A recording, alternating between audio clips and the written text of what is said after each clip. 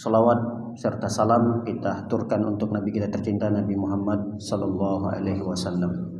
Masyarul muslimin dan muslimat jamaah salat maghrib yang berbahagia.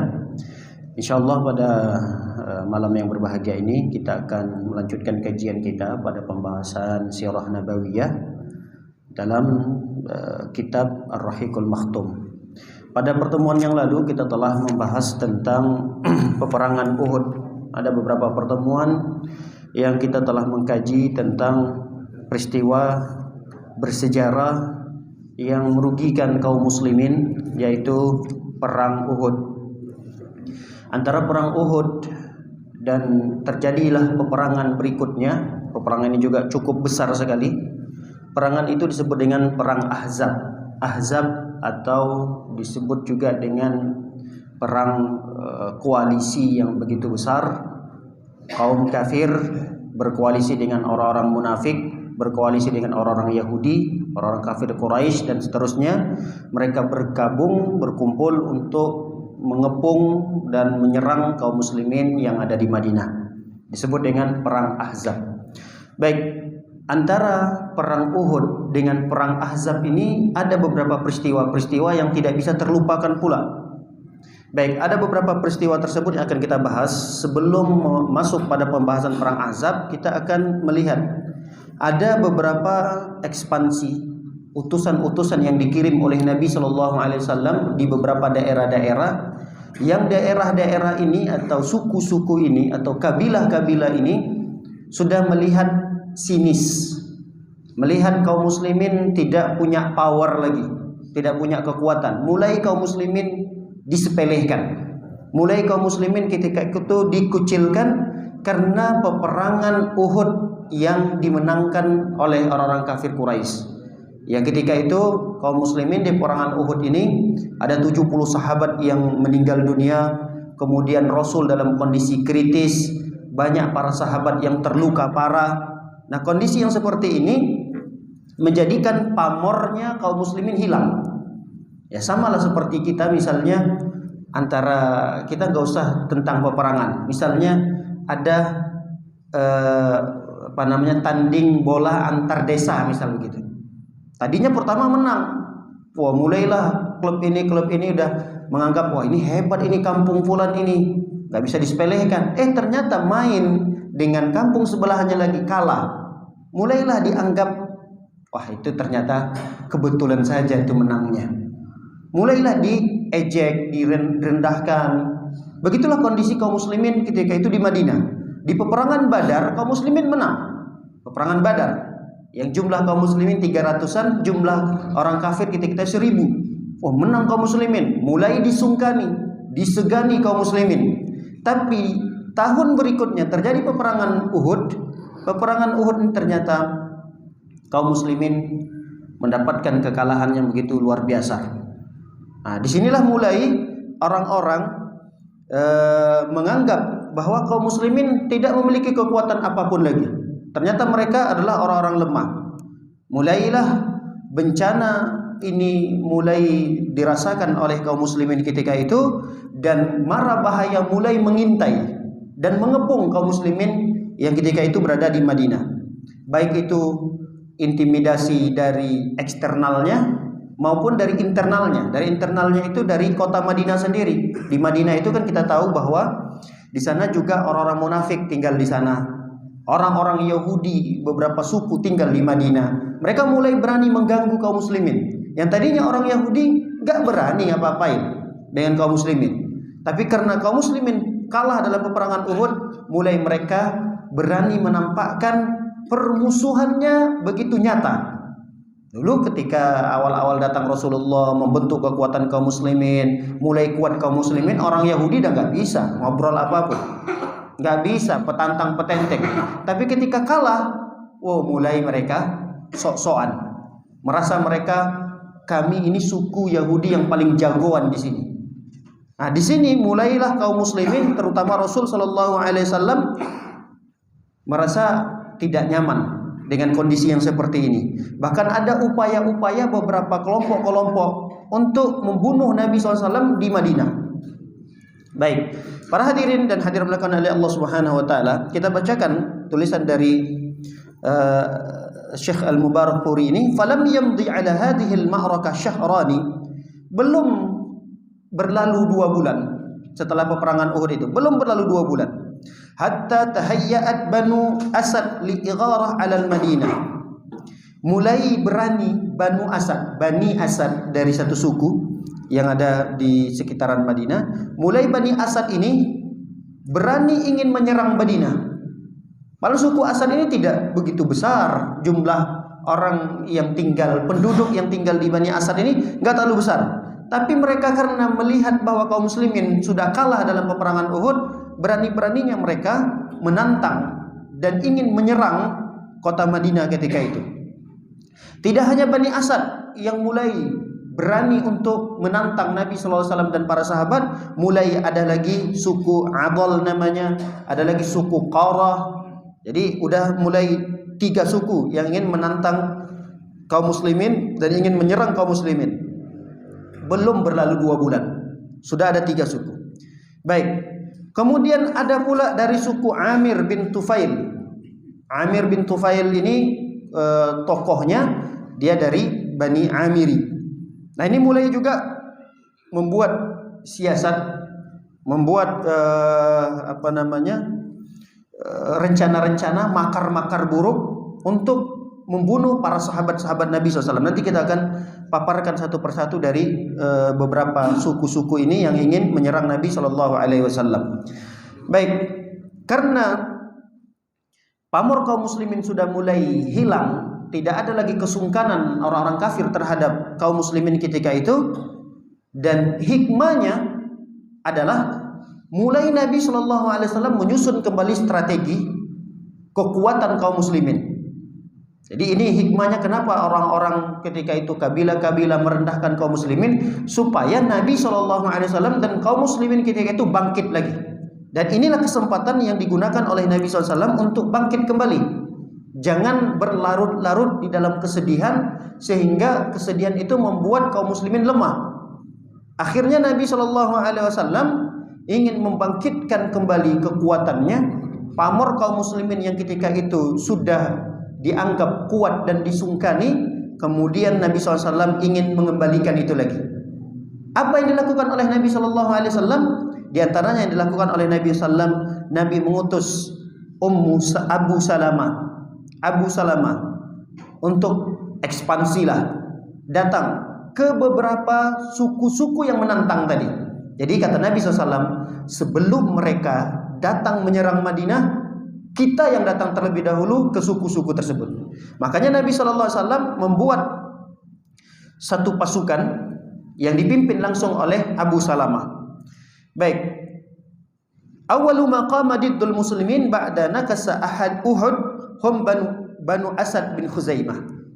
Ketika selesai peperangan Uhud, mulai ada yang berani menantang kaum muslimin dari suku Bani Asad tadi.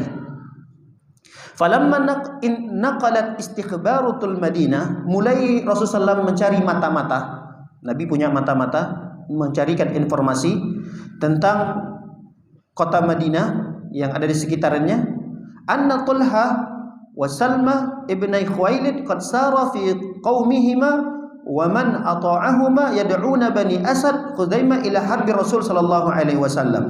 Ternyata ada 2 orang dari orang yang tinggal di Madinah itu, namanya Talha dan Salamah. Mereka berdua ini adalah putra daripada Khuwailid.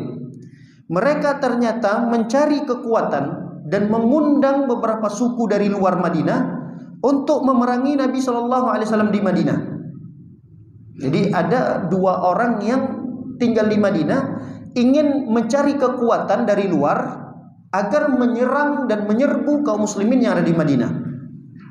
Fasara'a Rasul sallallahu alaihi wasallam, ketika Nabi mengetahui informasi ini, Nabi bersegera, tidak tinggal diam begitu saja. Ketika Nabi mendapatkan informasi itu dari mata-matanya, Nabi tidak langsung diam begitu saja, tidak. Tapi Nabi sallallahu alaihi wasallam bersegera mengutus Abu Salamah tadi, dengan bersamanya ada 150 tentara yang disiapkan oleh Nabi sallallahu alaihi wasallam, sekitar 150 muqatilan. minal muhajirin wal ansor. Nabi SAW menyiapkan 150 tentara dari kalangan muhajirin dan ansor di bawah kepemimpinan Abu Salamah tadi. Mulailah Abu Salamah diperintahkan oleh Nabi SAW, dari 150 ini yang menjadi pemimpinnya adalah engkau wahai Abu Salamah. Kemudian Nabi SAW memberikan bendera kepada Abu Salamah sebagai tanda peperangan tersebut. Wa baghat Abu Salamah Bani Usaid. Kemudian mulailah Abu Salamah mendatangi suku Bani Asad tadi. Datanglah ke kampung-kampung tersebut. Apa yang terjadi ketika Abu Salamah datang dengan 150 tentara tadi? Ternyata Banu Asad tadi ini, Banu Asad tadi, suku Banu Asad tadi, pontang-panting, kocar-kacir berlarian. Padahal di awal mereka petantang-petenteng untuk menyerang Nabi SAW ke Madinah. Kata Nabi SAW, sebelum mereka menyerang ke Madinah, kita yang datang ke mereka. Jadi supaya tidak dikira kami ini jago kandang. Padahal kalau mereka nyerang ke Madinah, tentu jumlahnya lebih banyak daripada 150 ini. 150 ini hanya sekian persennya yang Nabi kirimkan ke sana.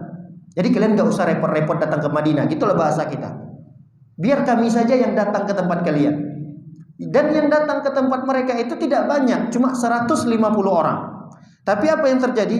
Mereka sudah pontang-panting, kocar-kacir karena kedatangan kaum muslimin. Baik, akhirnya peperangan tidak terjadi karena mereka berlarian, berhamburan melihat kaum muslimin datang ke daerah mereka.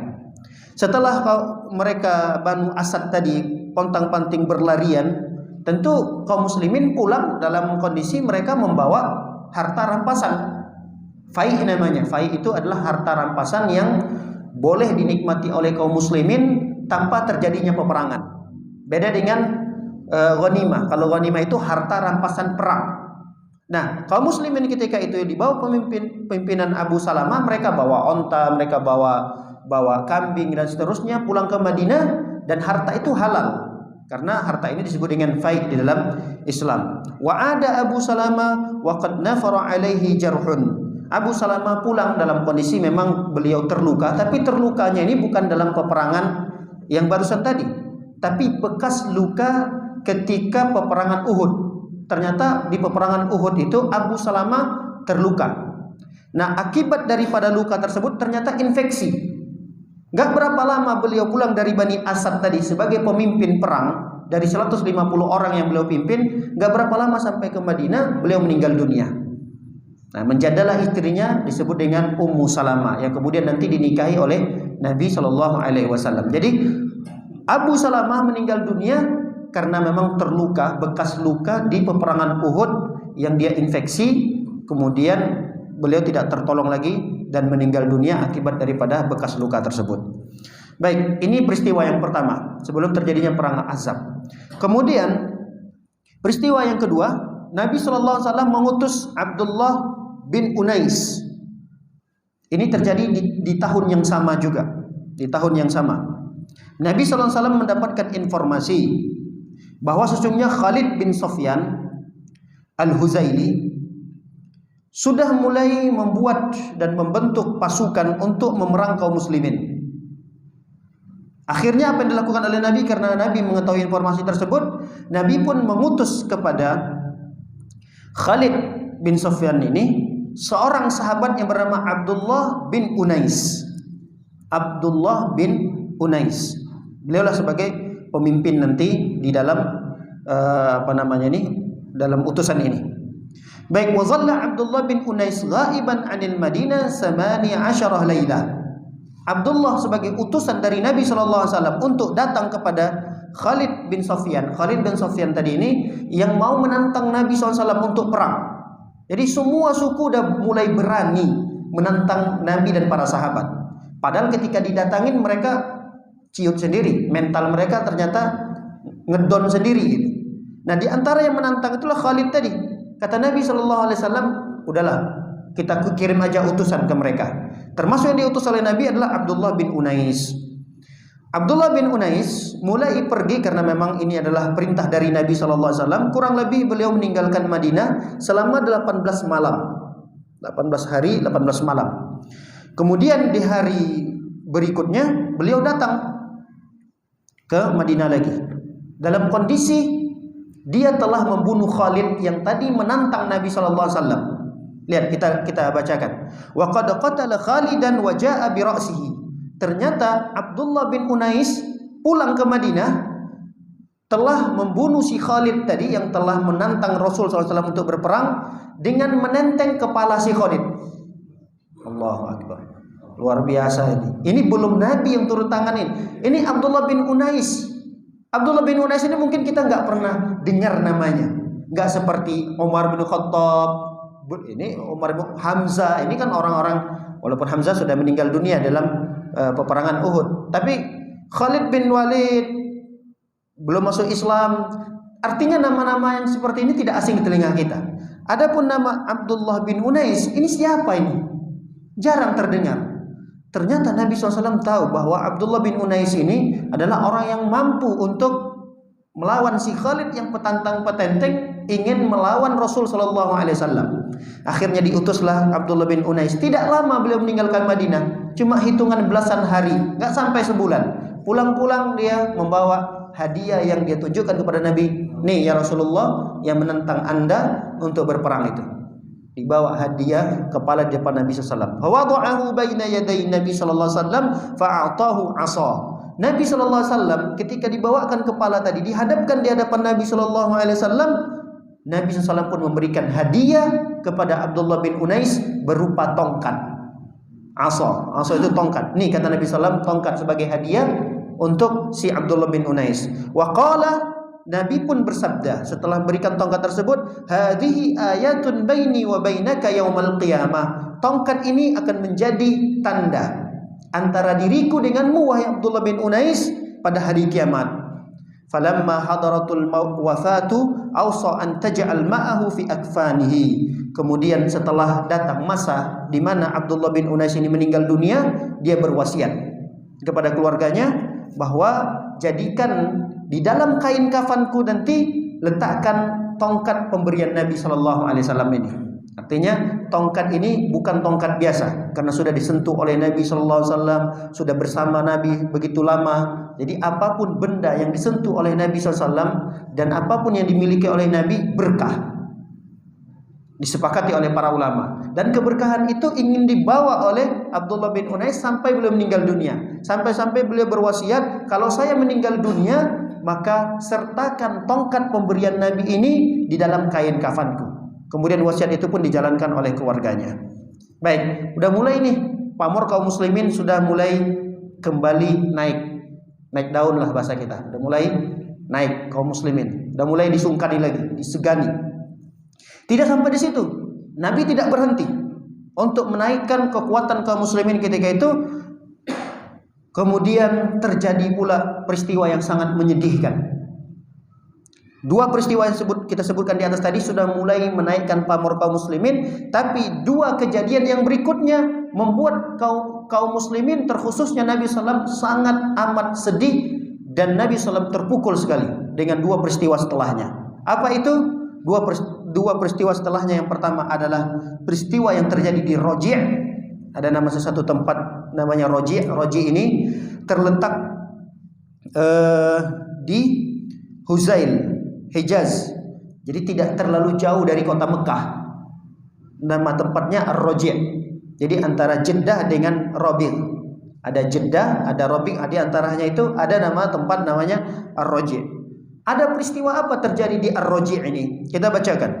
Peristiwa yang terjadi di Roji' ini, ternyata ada utusan dari suku Adal namanya dan Waqar. Jadi suku Adal dengan suku Waqar ini utusannya datang menghadap ke Rasulullah. Lalu kemudian mereka minta ke Rasulullah, menyebutkan, wahai Rasulullah, di tempat kami di Adal sama di Waqar ini sudah mulai banyak mereka yang memeluk agama Islam. Cuma kekurangannya adalah kami itu nggak punya guru. Kalau bahasa kita nggak punya ustadz yang mengajarkan mereka-mereka yang sudah masuk Islam di sana. Wahai Rasulullah, kirimkanlah para sahabat-sahabat yang bisa mengajarkan Islam, mengajarkan ilmu agama, baca Quran, mungkin kalau kita baca Iqra dan seterusnya. Ajarkanlah kirimkan dai-dai, ustadz-ustadz untuk mengajarkan mereka-mereka ini. Karena Nabi SAW tidak memiliki sama sekali persangkaan buruk kepada orang lain. Apalagi inilah untuk kebaikan. Nabi nggak pernah menunda-nunda kebaikan. Wah, ini bagus ini. Ada satu kampung yang sudah masuk Islam, butuh guru. Lalu kemudian Nabi SAW nggak berpikir panjang. Akhirnya Nabi SAW, baik, kita siapkan. Dalam satu riwayat dijelaskan Rasul Shallallahu Alaihi Wasallam mengutus 6 orang, dalam riwayat yang lain mengutus 10 orang. Jadi pendapat yang kuat dalam masalah ini mengatakan bahwa ada 10 para sahabat yang diutus oleh Nabi Shallallahu Alaihi Wasallam karena perjalanan ini perjalanan safar, maka Nabi SAW mengangkat seorang pemimpin dalam rombongan ini. Yang diangkat oleh Nabi SAW sebagai pemimpinnya adalah Marsad bin Abi Marsad. Nama sahabatnya adalah Marsad. Baik, pakai sa, Marsad. Dialah pemimpin dalam safar ini. Ada dalam riwayat yang lain mengatakan bukan Marsad tapi Asim bin Sabit. Namanya Asim bin Sabit. Ada ulama yang menguatkan bahwa Asim bin Sabit lah sebagai pemimpin dalam safar tersebut. Tapi ini tidak menjadi persoalan bagi kita apakah itu Marsad atau Asim. Yang jelas ada 10 sahabat yang dikirimkan oleh Nabi SAW sebagai dai, ustadz yang akan mengajar di perkampungan Adol dan Waqar tadi. Baik, singkat cerita, mulailah mereka berjalan, sampailah di satu tempat namanya Ar-Roji. Belum sampai di Adol, belum sampai di Waqar, baru sampai di Ar-Roji, satu tempat tadi. Istakhrasu alaihim hayyan min Huzail. Ternyata yang tadi minta ustadz dari suku Adol dan Waqar tadi, ketika sampai di Roji, mereka teriak-teriak memanggil satu suku yang tinggal di Ar-Roji, namanya suku Huzail. Mereka teriak-teriak mengatakan, ya Banu Lahyan fattabi'uhum biqaribin min mi'ati ramin.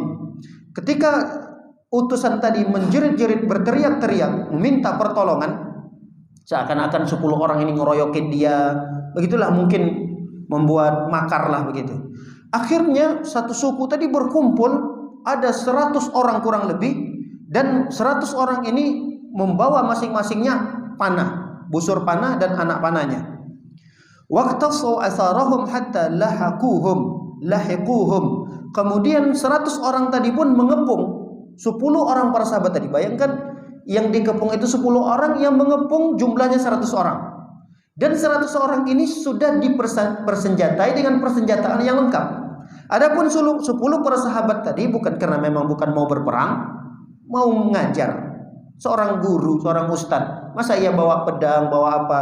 Dalam kondisi mereka sudah menjamin keamanannya. Artinya ini para sahabat lurus-lurus aja lah gitu. Nabi juga begitu, persangkaannya tidak ada sedikit pun bahwa 10 sahabat nanti ini ternyata ingin dibunuh. Nah, ketika satu suku Huzail tadi mengepung 10 sahabat tadi, wa kanu qad laja'u ila fadfad. 10 orang tadi menyelamatkan diri, naiklah ke tempat yang tinggi. Lari karena melihat udah ada massa 100 orang dengan membawa panah dan busurnya, 10 para sahabat tadi ketakutan. Akhirnya mereka naiklah di suatu tempat yang tinggi. Wa qalu, mereka yang para ngepung tadi pun mengatakan, lakumul ahdu wal misaq in nazaltum ilaina alla naqtul minkum rajulan. Udah, negosiasilah. Perwakilan dari 100 orang tadi berbicara dengan 10 orang yang udah naik ke tempat yang tinggi. Kata mereka, wahai kaum muslimin, kita buat kesepakatan, kita buat satu perjanjian. Kalau kalian turun semuanya ke bawah, kami berjanji tidak akan membunuh kalian seorang pun. Satu orang pun tidak akan ada yang terbunuh. Kami janji itu. Fa'amma Asim fa'aba minan nuzul wa qatalahum fi ashabihi. Asim yang menjadi dari amir dalam safar, beliau langsung menjawab, enggak, kami enggak setuju. Kalian cuma berbohong. Kalian akan mengingkari janji kalian. Kalau kami turun, pasti kalian bunuh, kata Asim. Akhirnya karena mereka terus dikepung, ditunggu dan seterusnya, akhirnya Asim tidak ada pilihan kecuali tetap turun, dan Asim memilih untuk melawan, berperang. Tapi tidak ada gunanya juga. tidak akan mungkin menang. Akhirnya Asim dengan 7 orang yang turun dari tempat yang tinggi tadi semuanya terbunuh. Tersisa 3. Nah, kita lihat siapa yang 3 orang ini. Wa baqiya Khubaib wa Zaid. Tersisalah 2 orang, 1 orang lagi tidak disebutkan namanya siapa. Tapi disebutkan di sini seorang laki-laki. Jadi tersisa 3, yang pertama namanya Khubaib, yang kedua namanya Zaid, dan yang ketiga seseorang namanya begitu, rajulun akhar, seorang orang yang ketiga, tapi tidak disebutkan dalam riwayat ini siapa orang ketiga ini namanya. Fa'atuhumul ahad wal misak marratan ukhra. Kemudian utusan dari 100 orang tadi bicara, nego lagi pada 3 orang ini. Ayolah kalian turun bertiga. Kami janji tidak akan membunuh kalian. Ayo turun. Fanazalu ilaihim walakinnahum ghadaru bihim warabatuhum biautar kisiyihim. Akhirnya mereka bertiga ini turunlah dari tempat yang tinggi tadi. Setelah turun, karena memang ada iming-iming janji bahwa tidak akan dibunuh, ternyata orang-orang ini berkhianat. Setelah 3 orang ini turun, kemudian 3 orang sahabat Nabi tadi ini diikat dengan ikatan yang begitu kencang. Faqala ar-rajulus salis. Adapun orang yang ketiga yang tadi tidak disebutkan namanya, dia melawan. Dia memberontak. Akhirnya sahabat yang ketiga tadi ini pun dibunuh. Tersisa 2 orang. Baik, yang orang yang kedua tadi siapa namanya? Khubaib dan Zaid. Nah, Khubaib dan Zaid ini kemudian karena dikenal, orangnya sangat dikenal, Khubaib ini dikenal, Zaid dikenal sebagai 2 orang yang banyak sekali membunuh pembesar-pembesar kafir Quraisy di dalam peperangan Badar. Peperangan pertama terjadi. Ini kan pihak kafir Quraisy dirugikan dengan kerugian yang begitu besar. Karena pembesar-pembesar kafir Quraisy itu banyak yang meninggal dunia di peperangan Badar. Dan pembunuhnya dari kaum muslimin adalah Khubaib dan si Zaid tadi. Makanya 2 orang ini sengaja disisahkan. 2 orang ini kemudian dibawa kemana? Dibawalah mereka ke kota Mekah. Dijual sebagai hamba sahaya. Dijual mereka ini. Akhirnya mereka berdua, Khubaib dengan Zaid ini, dibawa dalam kondisi mereka berdua diikat. Kemudian setelah dijual tadi kepada orang-orang kafir Quraisy, kemudian mereka bersepakat. Apa kesepakatannya? Untuk membunuh Khubaib ini. Kami sepakat setelah kami beli Khubaib ini kami akan bunuh. Fa kharaju bihi minal haram ila Tan'im. Akhirnya mereka orang-orang kafir Quraisy tadi membawa Khubaib ini pergi keluar tanah haram. Karena Masjidil Haram dan di sekitarannya itu adalah tanah yang disucikan. Tidak hanya disucikan oleh kaum muslimin, bahkan orang-orang kafir Quraisy ketika itu menghormati tanah haram. Akhirnya si Khubaib ini karena ingin dibunuh, dia dibawalah keluar dari tanah haram menuju Tan'im. Jadi Tan'im itu dikenal sekarang ada Masjid Aisyah, itu sudah tidak masuk lagi tanah haram. Itu sudah masuk tanah halalnya. Di daerah itulah kemudian Khubaib ini disalib. Jadi falamma ajma'u ala salbihi, kemudian mereka bersepakat untuk menyalib si Khubaib tadi. Da'uni, kata Khubaib mengatakan sebelum divonis beliau sebelum dilakukan penyaliban terhadap beliau pun meminta permohonan kepada orang kafir Quraisy. Apa permohonan beliau? Permohonan beliau mengatakan, da'uni hatta arka' raka'ataini. Sebelum kalian membunuh aku dan menyalib aku, tolong izinkan aku untuk salat 2 rakaat.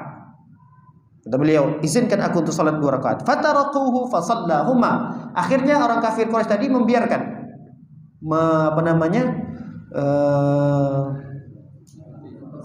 mempersilahkan, menunaikan permintaannya ini, mengabulkanlah kalau bahasa kita, mengabulkan permintaannya untuk salat 2 rakaat. Sehabis beliau salat 2 rakaat, falamma sallama, ketika beliau mengucapkan assalamualaikum warahmatullahi, assalamualaikum warahmatullahi, beliau pun bergumam. Apa kata beliau? Wallahi laula an taqulu inna ma bi jaz'un lazidtu. Beliau mengatakan, kalaulah, demi Allah, kalaulah kalian tidak berucap bahwa si Khubaib ini dia sholat karena takut dibunuh ini, pastilah akan aku tambah lagi sholat. Paham maksudnya? Kan ada orang kan mengira dia sholat itu supaya ditunda nih masa hukumannya. Assalamualaikum, assalamualaikum, sholat 2 rakaat lagi. Assalamualaikum, assalamualaikum, sholat lagi 2 rakaat. Nah, kalaulah mereka orang kafir Quraisy tidak mengatakan bahwa si Khubaib ini sholat hanya sebagai modus saja, maka akan aku tambah lagi sholat. Tapi karena orang udah mulai berkata, wah ini Khubaib ini hanya sekedar ingin mengundur-mundur masa kematiannya saja, dia takut dengan kematian ini, maka beliau pun mencukupkan sholat hanya 2 rakaat. Baik, setelah beliau selesai sholat tadi, apa kemudian doa? Di antara doa beliau, summa qala Allahumma ahsihim adada waqtulhum badada wala tubqi minhum ahada. Kata Khubaib berdoa, ya Allah, nih lihat semua wajah-wajah orang Quraisy ini ya Allah, hitung mereka ada berapa mereka ini semua yang telah mengepung saya dan ingin menyalib saya. Waqtulhum badada, habisi mereka semua ya Allah. Wala tubqi minhum ahada, jangan sisakan walau hanya 1 orang pun ya Allah. Itulah diantara doa Khubaib. Baik, ternyata datang pembesar kafir Quraisy. Ini sebelum terjadi penyaliban ini, terjadi perbincangan antara Khubaib dengan Abu Sufyan. Abu Sufyan ini sekarang sebagai pimpinan tertingginya lah orang kafir Quraisy, sebagai pengganti Abu Jahal, Umayyah bin Khalaf, Abu Lahab yang mereka sudah terbunuh. Maka Abu Sufyan lah sebagai pemimpin tertingginya. Nah, Abu Sufyan ini datang menghadap kepada Khubaib. Terjadilah perbincangan di antara mereka. Apa kata Abu Sufyan? Ayasurruka anna Muhammadan indana nadrib unuqahu wa annaka fi ahlik. Wahai Khubaib, apakah kamu senang? Apakah kamu suka? Sesungguhnya Muhammad ada di sisi kami, lalu kemudian kami penggal kepala Muhammad, tapi kami lepaskan. Kamu bisa pulang ke keluargamu. Artinya mana pilihan yang lebih kamu sukai? Muhammad berada di sisi kami, lalu kemudian kami penggal kepalanya, engkau kami bebaskan, kau bisa pulang ke keluargamu. Kira-kira kalau pilihan ini ditawarkan ke kita, kita pilih mana? Kita dilepaskan atau ustadznya yang jadi tumbal? Hah? Mana yang lebih kita pilih? Ada ustadz fulan, masya Allah, ini ustadz yang sudah kita kenal, orang yang pertama sekali mengenalkan sunnah, mengenalkan Islam pada kita, kepada kaum muslimin. Nah, saat ini beliau sedang dikejar-kejar, tapi nggak dapat-dapat. Kita sebagai muridnya ternyata yang ditawan. Nah, kita ditawarkan. Kira-kira ustadz ini yang akan menjadi pengganti kita, kita dibebaskan, atau kita akan tetap istiqomah, biarlah saya yang mendapatkan hukuman ini. Kira-kira mana yang kita pilih? Hah? Berat ini pertanyaannya. Tapi lihat apa jawaban daripada Khubaib. Khubaib mengatakan, kata beliau, la wallahi, demi Allah sama sekali tidak ada pilihan bahwa Nabi kami, Rasul kami ada di sisi kalian, lalu kemudian kalian penggal kepalanya, enggak. Kemudian kalian bebaskan aku untuk pulang ke keluargaku, enggak. Beliau mengatakan, la wallahi ma yasurruni anni fi ahli wa anna Muhammadan fi makanihi alladhi huwa fihi tusibuhu syaukatun tu'dhihi. Beliau mengatakan, demi Allah, ma yasurruni, aku tidak sama sekali lebih senang memilih aku bersama keluargaku, sedangkan Nabi Muhammad berada di tempat ini, bahkan walaupun hanya tertusuk oleh duri. Paham ini maksudnya? Sekiranya tadi pilihannya kan memenggal kepala nih, jangankan dipenggal kepala Nabi Muhammad. Nabi Muhammad ada di tempat ini, lalu kemudian tertusuk dengan 1 duri saja, tidak lebih aku sukai. Biarlah aku yang terbunuh di tempat ini, asalkan jangan sampai ada 1 duri yang menusuk Nabi Muhammad sallallahu alaihi wasallam. Apalagi sampai terpenggal kepala Nabi Muhammad sallallahu alaihi wasallam. Beliau mengatakan, lalu kemudian summa salabuhu wa wakkaluhu bihi man yahrusu juthatahu. Akhirnya karena kesal nih orang-orang kafir Quraisy, Udahlah dipercepat aja lah hukumannya. Udah gak ada nego-nego lagi. Percepat hukumannya. Akhirnya si Khubaib tadi ditangkap dan disalib dalam kondisi hidup-hidup. Kemudian beliau pun meninggal dunia dalam kondisi tersiksa di salib tersebut. Dan jasad beliau dijaga oleh penjaga ketika itu. Jasadnya dijaga. Faja'a Amr bin Umayyah. Amr bin Umayyah diam-diam datang menurunkannya dari kayu yang disalib tadi. Kemudian malam itu juga dicuri. Kemudian diambillah jasadnya Khubaib tadi untuk dikuburkan tanpa sepengetahuan orang-orang kafir Quraisy. Nah, yang mengeksekusi matinya si Khubaib tadi ini namanya Uqbah. Yang mengeksekusi langsung Uqbah bin Al-Haris. Kenapa Uqbah bin Al-Haris yang langsung mengeksekusi matinya si Khubaib tadi ini? Karena ternyata Khubaib inilah yang membunuh ayahnya Uqbah, namanya Al-Haris. Al-Haris ini mati di peperangan Badar di tangannya Khubaib sebagai balas dendam sebagai seorang anak yang bernama Uqbah. Uqbah inilah yang langsung turun tangan menyalibnya, membunuh si Khubaib ini. Baik, tersisa satu sahabat lagi tadi. Baik, sebelum kita membahas satu sahabat tadi, dalam Sahih menjelaskan anna Khubaiban awwalu man sanna raka'ataini 'indal qatli. Jadi sunnah yang pertama sekali yang dilakukan salat 2 rakaat sebelum terbunuh itu adalah si Khubaib ini. Sehingga sunnah ini disetujui oleh Nabi sallallahu alaihi wasallam. Artinya ini Khubaib melakukan salat 2 rakaat sebelum beliau terbunuh, dan Nabi SAW tahu kisah ini. Nabi SAW tidak mempersoalkannya. Nabi tidak memberikan komentar yang negatif terhadap sholat 2 rakaat tersebut. Sehingga ini menjadi sunnah yang diakui dan disetujui oleh Nabi SAW. Maka para ulama pun membuat kesimpulan sunnah yang pertama sekali yang mengajarkan sholat 2 rakaat sebelum seseorang dieksekusi mati adalah Khubaib. Makanya akan ada seterusnya nanti para sahabat-sahabat yang dalam kondisi mereka ditawan kemudian ingin dieksekusi mati, mereka minta dulu agar sholat 2 rakaat, dan sunnah itu dilakukan pertama sekali oleh Khubaib. Baik, bahkan mereka orang kafir Quraisy ini melihat si Khubaib dalam kondisi ditawan, diikat, kok bisa-bisanya Khubaib ini makan beberapa butir dari inab. Inab itu apa namanya?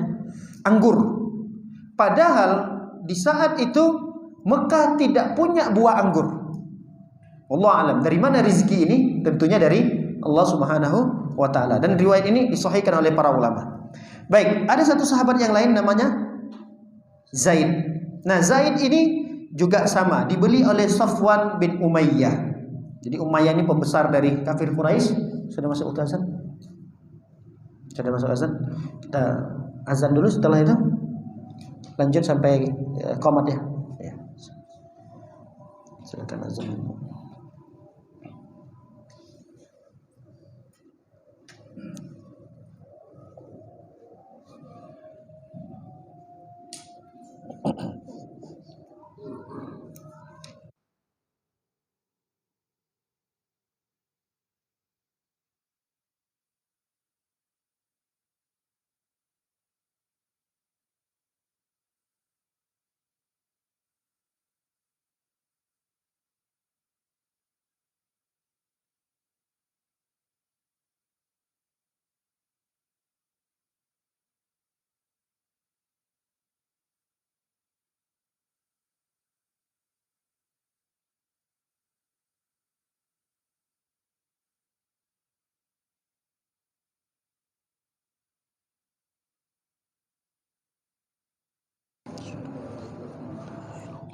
Asyhadu an la ilaha illallah.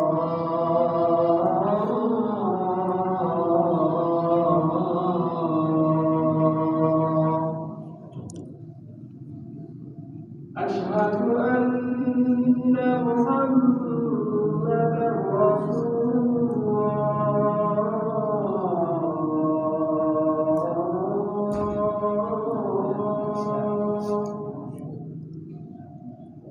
Asyhadu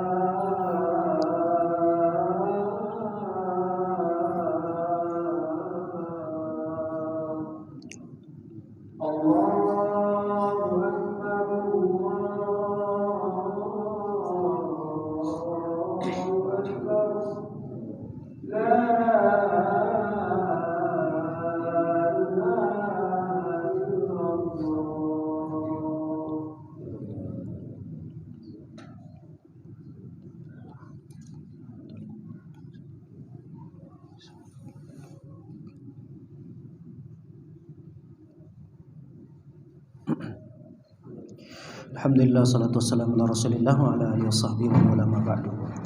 Baik, adapun sahabat yang tersisa satu orang lagi yang bernama Zaid, lalu kemudian dibeli oleh Safwan bin Umayyah. Umayyah ini pembesar dari pembesar-pembesarnya Quraisy.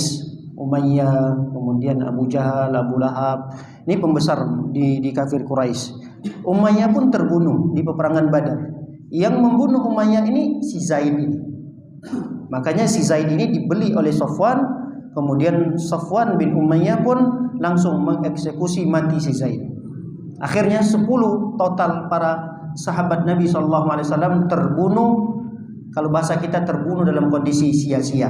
Walaupun mereka mendapatkan predikat syahid, artinya mereka ini terbunuh 10 orang bukan dalam kondisi peperangan. Beda kondisinya peperangan. Misalnya dalam peperangan Uhud, 70 sahabat Nabi meninggal dunia. Tapi meninggalnya 70 sahabat Nabi itu, Nabi merasa puas karena betul-betul meninggal dalam kondisi ada perlawanan dalam suatu peperangan. Sedangkan 10 para sahabat Nabi tadi ini terbunuh dalam kondisi makar yang dibuat oleh mereka. Jadi Nabi SAW seakan-akan ditipu oleh mereka-mereka ini. Dan dampaknya adalah 10 para sahabat Nabi SAW meninggal dunia. Baik, 10 para sahabat Nabi meninggal dunia. Ternyata Asim sebagai amir, sebagai ketua safarnya tadi, beliau ternyata orang yang juga lebih banyak membunuh pembesar-pembesar kafir Quraisy, sehingga orang-orang kafir Quraisy minta jasadnya Asim ini untuk diambil lagi. Tadi kan Asim meninggal dunianya di satu tempat namanya Ar-Raji'. Di Ar-Raji' itulah kemudian diutus lagi orang-orang kafir Quraisy untuk mencari yang namanya Asim itu. Nah, ketika utusan ini datang untuk mencari Asim, tiba-tiba faba'asallahu alaihi mithla dhulla minad dabr. Ternyata Allah SWT kirim utusan sekumpulan lebah yang begitu banyak untuk menyerang utusan-utusan dari kafir Quraisy, ingin mengambil jasadnya si Asim. Untuk apa jasadnya si Asim ini? Padahal Asim ini sudah meninggal dunia di Raji'. Dengan 6 para sahabat yang lain, totalnya 7 sahabat yang sudah meninggal dunia tadi. Untuk apa jasadnya ini diambil lagi dan dibawa ke Mekah? Karena mereka sangat kesal sekali dengan Asim ini, karena Asim inilah orang yang paling banyak membunuh pembesar-pembesar kafir Quraisy, sehingga Asim ini jasadnya mau dimutilasi lah kalau bahasa kita, mau dipotong-potong, saking dendamnya, saking geramnya orang kafir Quraisy kepada si Asim tadi ini. Tapi karena Allah SWT menjaga jasad Asim ini, Allah kirimlah sekumpulan lebah untuk menjaga jasadnya si Asim ini, sehingga utusan-utusan ini tidak mampu untuk membawa si Asim radhiyallahu ta'ala anhu dibawa ke Mekah, dihadapkan kepada orang-orang kafir Quraisy. Nah, kisah ini didengar oleh Umar bin Khattab. Apa kata Umar bin Khattab berkomentar? Kata Umar bin Khattab, "Yahfazullahul 'abdal mu'min ba'da wafatihi kama yahfazuhu min hayatihi."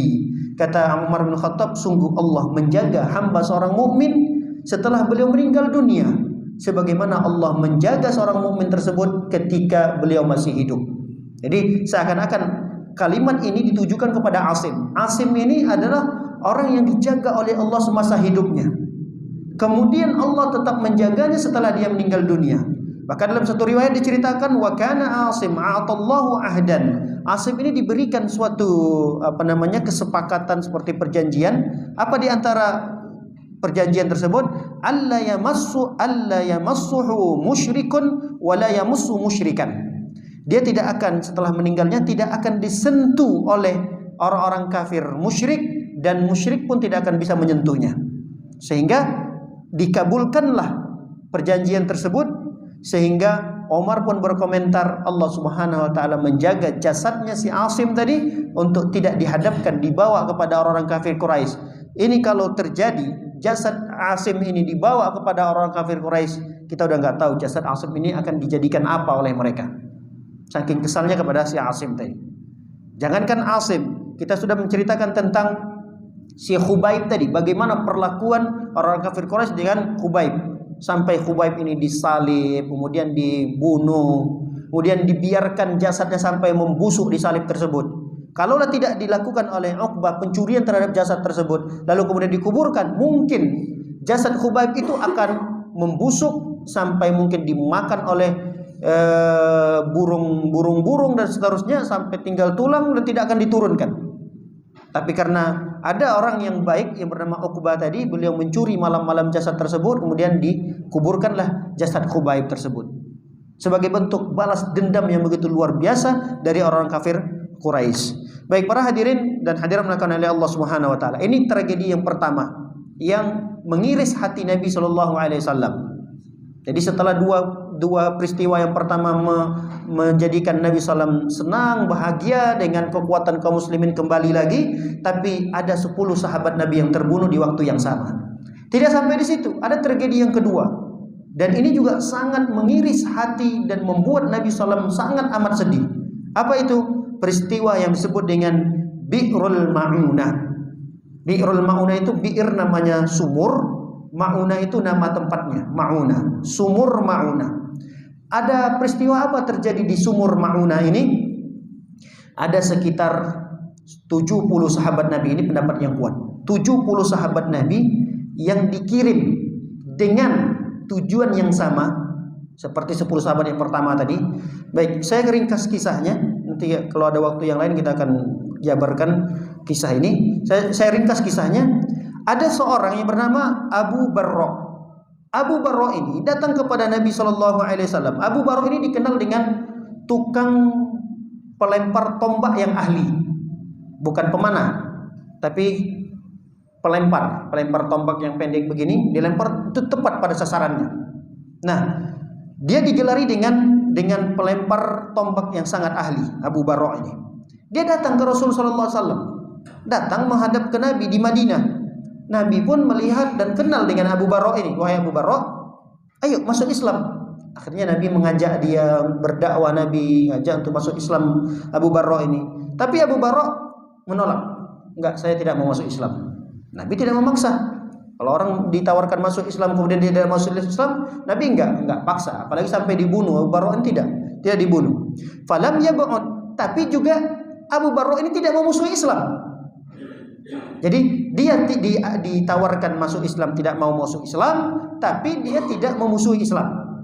Akhirnya si Abu Barra tadi ini ngomong ke Rasulullah, "Ya Rasulullah, law ba'asta ashabaka ila ahli Najd yad'unahum ila dinika la rajautu an yujibuhum." Kata Abu Barra tadi, "Ya Rasulullah, sekiranya engkau mengutus sahabat-sahabatmu ke Najd." Di Najd itu ternyata penduduknya sudah ada yang mau masuk Islam.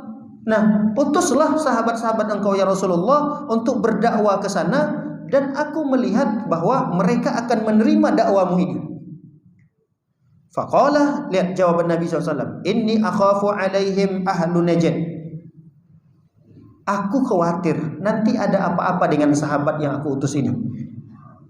Padahal Nabi belum tahu nih peristiwa 10 para sahabat tadi, karena dengan waktu yang bersamaan. Tapi Nabi khawatir karena ini ahlu Najd. Waduh, saya khawatir dengan ahlu Najd ini. Jangan-jangan nanti terjadi sesuatu yang buruk kepada sahabat utusanku ini. Abu Barra ini memberi jaminan. Beliau mengatakan, "Ya Rasulullah, ana jarun lahum." Aku jamin keamanan mereka ya Rasulullah. Jadi kalau dulu di zaman itu kalau sudah ada mengatakan saya jamin keamanannya, itu pasti di sini maksudnya perjanjian itu pasti akan ditunaikan. Makanya Rasul sallallahu alaihi wasallam mulai tenang nih. Akhirnya dalam satu riwayat Nabi mengutus 40 sahabatnya. Dalam riwayat yang lain 70 sahabat. Pendapat yang kuat wallahu alam bisawab, ada 70 sahabat Nabi sallallahu alaihi wasallam yang Nabi utus. Dari 70 sahabat itu diangkatlah seorang pemimpin namanya Al-Munzir. Nama pemimpinnya Al-Munzir. Nah, subhanallah, dari 70 sahabat yang diutus oleh Nabi SAW ini bukan sahabat-sahabat biasa. Tapi 70 sahabat tadi ini adalah sahabat-sahabat pilihan, sahabat-sahabat terbaik yang sudah hafal Al-Quran. Jadi bukan masyarakat-masyarakat awam biasa, bukan yang baru hafal 1 juz 2 juz, tapi yang sudah hafal Al-Quran, yang sudah banyak belajar dengan Rasul sallallahu alaihi wasallam. Artinya ini bukan orang biasa dari 70 tadi ini, tapi pilihan dari ribuan sahabat. Ini 70 adalah pilihan-pilihannya. Baik, setelah pilihan-pilihan dari sahabat tadi yang paling afdalnya, yang paling mulianya, yang paling banyak hafalannya, mulailah mereka meninggalkan kota Madinah. Semangat mereka mau berdakwah. Mereka mau menebarkan Islam, semangat. Tapi di perjalanan apa yang kemudian terjadi? Sampailah mereka di suatu sumur, kemudian mulailah ada pengkhianatan di sana. Abu Barok tidak bisa berbuat apa-apa karena ada suku yang begitu banyak yang ingin membunuh 70 sahabat tadi. Sehingga singkat cerita 70 sahabat ini pun terbunuh semuanya, habis, meninggal dunia. Sedih luar biasa yang dirasakan oleh Nabi sallallahu alaihi wasallam karena jumlah 70 sahabat ini bukan jumlah yang sedikit. Jumlah yang sama terjadi di peperangan Uhud, meninggal dunia sahabat Nabi sebanyak 70 para sahabat di dalam peperangan yang begitu besar. Ini bukan peperangan yang besar, ini adalah tugas mulia yang diutus oleh Nabi untuk berdakwah, tapi 70 sahabat itu semuanya mati dibunuh. Nabi bertambah sedih mendengarkan kondisi berita informasi ini. Sampailah ketika Nabi SAW dibawakan informasi ini oleh seseorang yang selamat ketika itu, tapi bukan dari 70 ini. Jadi ada 2 orang yang mereka ini, 2 orang ini sebagai pengembala dari hewan-hewan ternaknya kaum muslimin di Madinah. Nah, ada 2 orang. 2 orang ini siapa? Namanya disebutkan di sana namanya Ammar, dan yang kedua adalah Munzir. Bukan Munzir yang pertama, ini Munzir yang kedua, beda lagi. Nah, 2 orang inilah yang melihat kenapa di daerah itu banyak burung-burung yang pemakan daging itu, burung apa namanya? Gagak. Kenapa banyak burung-burung gagak? Kalau kita mungkin di sini burung elang atau apa, kok banyak di area itu berterbangan? Ini pasti ada bangkai di sana. Dan kalau bangkainya sedikit, nggak mungkin burungnya sebanyak itu. Akhirnya 2 orang yang sedang mengembala tadi kepo, ingin tahu. Dilihatlah ternyata 70 sahabat Nabi sudah tewas terbunuh di sana. Akhirnya 2 orang ini karena didapati mengintai dan mengetahui kejadian itu, 2 orang ini dikejar, ditangkap. Satu terdapat dibunuh, satu lagi lolos. Lepas kemudian sampailah informasi ini disampaikan oleh orang tersebut kepada Rasul sallallahu alaihi wasallam. Ketika informasi itu sampai ke Rasul sallallahu alaihi wasallam, Rasul sedih begitu luar biasa. Akhirnya Nabi sallallahu melakukan doa kunut namanya. Selama 30 hari Nabi tidak berhenti-henti. Bahkan sampai 30 subuh Nabi SAW membacakan doa kunut ini untuk kebaikan 70 sahabat yang terbunuh tadi, dan mendoa keburukan kepada orang-orang yang membunuh 70 sahabat Nabi sallallahu alaihi wasallam. Baik, demikian kajian kita pada kesempatan malam yang berbahagia ini. Insyaallah kita akan lanjutkan pada kesempatan yang berikutnya. Semoga bermanfaat apa yang kita paparkan pada malam yang berbahagia ini. Wassallallahu nabiyana Muhammad wa ala alihi washabbihi wasallam jamain. Subhanakallahumma bihamdika asyhadu an la ilaha illa anta astaghfiruka wa atubu ilaik. Assalamualaikum warahmatullahi wabarakatuh.